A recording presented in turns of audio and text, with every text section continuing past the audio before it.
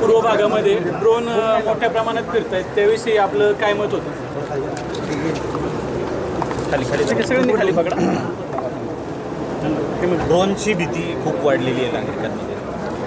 गेल्या काही दिवसापासून उत्तर पुणे जिल्ह्यामध्ये जुन्नर, आंबेगाव, शिरूर, राजगुरुनगर या सगळ्या परिसरामध्ये रात्रीच्या वेळेला ड्रोन फिरतात असं अनेक लोकांनी पाहिलेलं आहे आणि त्याप्रमाणे रिपोर्ट पण केलेला आहे. या संदर्भामध्ये मला प्रशासनाने कळवल्यानंतर मी जिल्हाधिकाऱ्यांशी बोललो.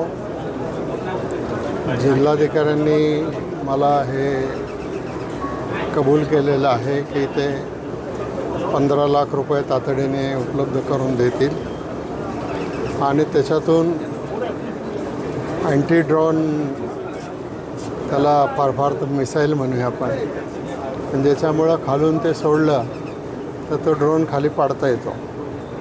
तर ते लवकरच त्याची खरेदी जिल्हाधिकारी करतील आणि त्याचा उपयोग या आपल्या सगळ्या भागामध्ये होईल, जेणेकरून हे जे ड्रोनच्या मार्फत सर्वेक्षण चालतं वगैरे वगैरे हे सगळं थांबून जाईल.